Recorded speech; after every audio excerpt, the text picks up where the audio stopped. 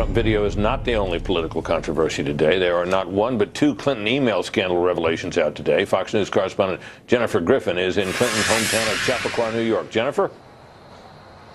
Well, Britt, on the one hand, the Clinton campaign may be gloating over that Trump audio tape, but they are also very concerned and have had some bad news today in terms of Clinton's own emails. Just a few moments ago, I caught up with President Bill Clinton, who was out on his evening walk here in Chappaqua, and I asked him about the revelations this afternoon that the intelligence community now believes Russia is behind the hack into U.S. political parties' emails. He told me he had known it all along. He did not respond to accusations from Trump that he had said worse things in the past. The State Department, meanwhile, responding to a court order, released a new batch of Hillary Clinton's emails from when she was Secretary of State, including one from Clinton's former campaign strategist, Mark Penn, suggesting she should find a way to push Vice President Joe Biden off the ticket in 2012. Quote, one way for President Barack Obama to win second term is to ask you to be VP.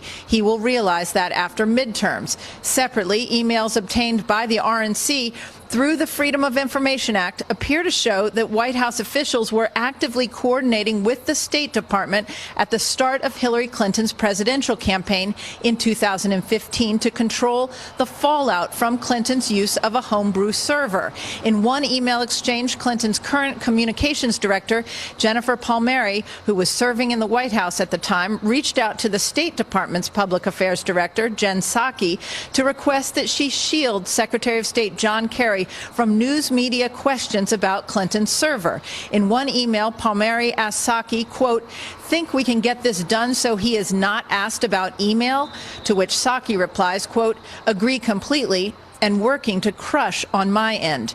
A day later, Psaki adds via email, good to go on killing CBS idea. A senior administration official says the email exchange referred to their desire to prevent Secretary Kerry from doing any Sunday show interviews at a time when the Iran nuclear talks were at a sensitive time.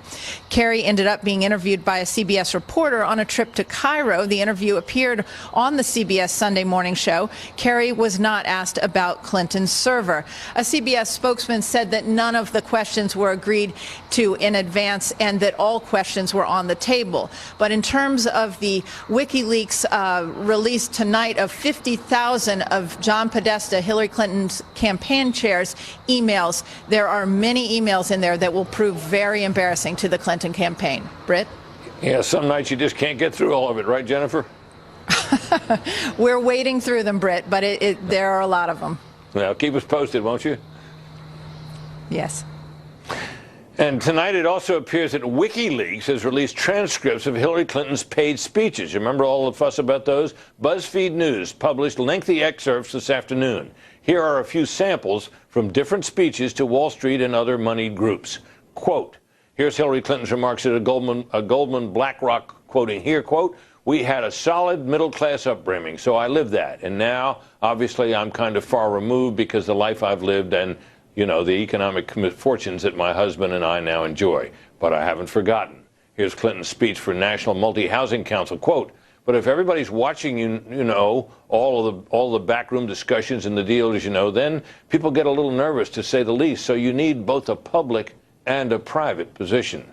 And here are Hillary Clinton's comments to Banco Itaú, a former Brazilian bank. Quote, my dream is a hemispheric common market with open trade and open borders. Sometime in the future with energy that is as green and sustainable as we can get it, powering growth and opportunity for every person in the hemisphere. And here is Clinton's speech to Goldman Sachs Builders and Innovators Summit. Quote, but you know, part of the problem with the political situation, too, is that there is such a bias against people who have led successful and or complicated lives. You know, the divestment of assets, the stripping of all kinds of positions, the sale of stocks. It just becomes very onerous and unnecessary. Our nightly political panel is back. Byron York of the Washington Examiner, Heidi Prisbello of USA Today. Well, the Hillary Clinton we've seen lately is not the Hillary Clinton speaking so sympathetically about executives who have had been involved in divestment and the rest of it, nor is she the person who will tell you that she has public and private positions. What do you think, Heidi? Well, I think we're going to have to create a classification system for these here, going through all of this. And I'm going to say that there's part of it that is minorly damaging and part of it that's majorly damaging. Which is which? The minorly damaging is shocking. Politicians talk different in private than they do in public, and that she would try to ingratiate herself and show a sympathetic side to these Wall Street bankers who are paying her to speak to them. That's minorly damaging. The majorly damaging part is the part where they talk about trying to fit their policy to her rhetoric and the part about open borders and trade, because this is the exact opposite of the position that she has presented to all of us ever since Bernie Sanders essentially pushed her to the left on this. And he knew, as did a lot of his supporters, and it's the reason why they're still skeptical of her today, that in her heart she's a free trader. It's the same thing with and an open borders person. Same thing with calling the TPP the gold standard. And when you look at the fact that Donald Trump has propelled to where he is in this race based on this trade argument and based on the immigration argument, that's hugely important and a problem for her. And just like he's going to have to answer in the debate for his hot mic, this is going to be something that she's going to be dancing around on in the debate as well. I disagree a little bit on the public and private, because I think that will come back over and over and over again, simply because any other candidate could say, well, Secretary Clinton, is that just your public position, or do you really believe that? I mean, you can use that for anything that she says, but the truly radioactive one is the open borders, when she says, my dream is a hemispheric common market with open trade and open borders. Now, this is what Donald Trump, it's what Mike Pence have been saying over and over and over about Hillary Clinton. She wants open borders, and Democrats always deny that. Absolutely, look, we're calling for tough security on the borders. I mean, they're going to throw this at her every single day. So I guess we have to balance out. There's bad news, it seems to me, today for both candidates, and revelations. Of course, Jennifer Griffin is still, along with others, I'm sure, trying to plow through the emails that get released. Why is it always on a Friday afternoon, I wonder? I just wonder about that. So, tote up the damage, sort of take an early crack at toting up the damage from each of these to what we learned about Hillary today and what we learned about Trump.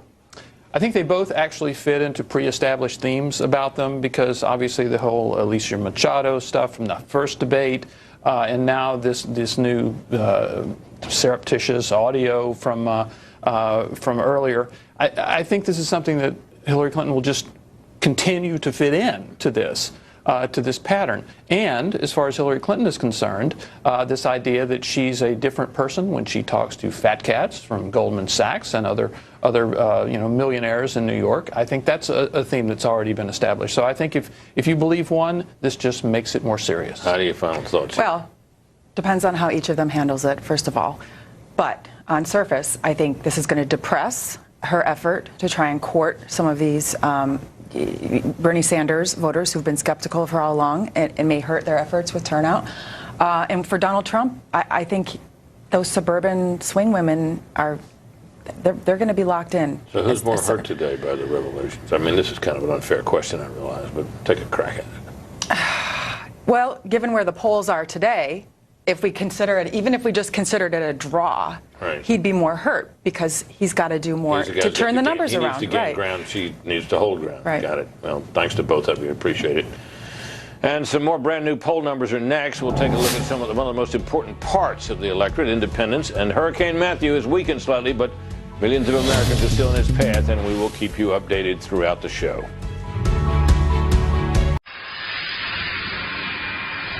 Welcome back to Fox and Friends First. Donald Trump and Hillary Clinton are gearing up for their second face-off tomorrow in St. Louis. But first, Trump has to contend with the leaked audio from 2005, the video recording of him making lewd comments toward women. If you haven't seen that yet, you will see it today.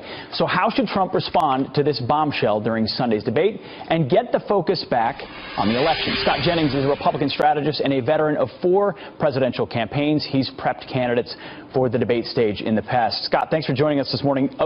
You anticipate preparing for a debate. You don't anticipate a video like this dropping just a day before that debate. How is that going to change the way Donald Trump prepares? Well, there's 2 issues really here. I think a decision has to be made about whether to put Donald Trump out there in a speech format before the debate. I would advise them to do it. I think he needs to try to deal with this in a live speech, not a video. Number 2, he was already going to have to deal with some controversies at the debate. The Machado dispute that he's had with Miss Universe, the New York Times story over his taxes.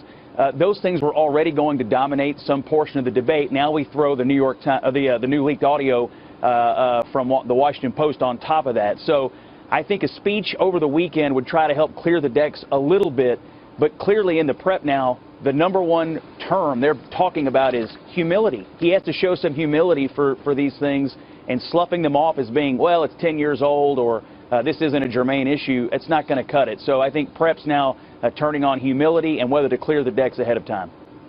So is this, do you feel like inherently then Donald Trump's going to have to be on the defensive, or is there a way he can control the flow of this debate? Well, that is a great point. He does need to try to get the debate off of him and on to Hillary Clinton, and specifically on the economy. The one area in the Fox poll and other polls that have come out where he's still, I think, maybe more trusted than Hillary is on the economy and jobs and on the issue of free trade. And so if he can try to steer the debate back to those grounds, that's going to be a successful night. During the first debate, when he was on trade and jobs, he was beating Hillary Clinton. The trouble is now, though, in a 90-minute debate, you're looking at having to deal with 3 major controversies. And so getting out of St. Louis with a win means spending more time on the economy and jobs and less time on your own controversies and explaining them. And that's getting harder now because of what happened on Friday night. That's why I would strongly consider something ahead of time to try to reduce the amount of time you're dealing with that at the debate and increase the amount of time you're dealing with issues that matter to people's lives. And you've also mentioned that, you know, a 90-minute debate is oftentimes distilled down to a few seconds or a few moments. What do you think would be a few moments? What would be the opportunity or a moment for Donald Trump to find that? Well, given what happened last night, he's got to find a very human, humble moment to be apologetic about what came out on Friday night. I don't really think the video that was issued is going to cut it. I think he needs to show some real contrition that's not being read off of a teleprompter. He needs to have a real moment where he acknowledges his failures and shortcomings and tries to explain why he's still fit to be the President of the United States. Ultimately, it's finding a presidential moment. You know, he needs to show people that I'm human, people do make mistakes, and here's how I'm willing to own up to it. Not reading something off a piece of paper, but doing it straight from the heart.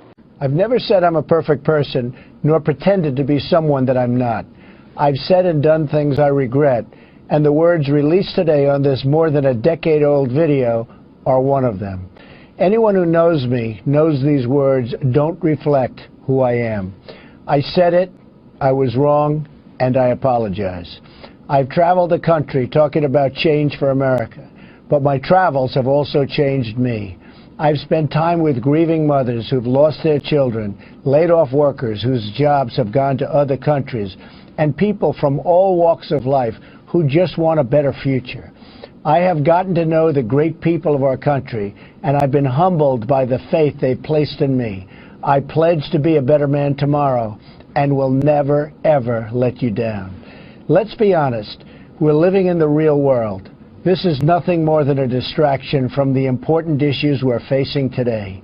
We're losing our jobs, we're less safe than we were 8 years ago, and Washington is totally broken.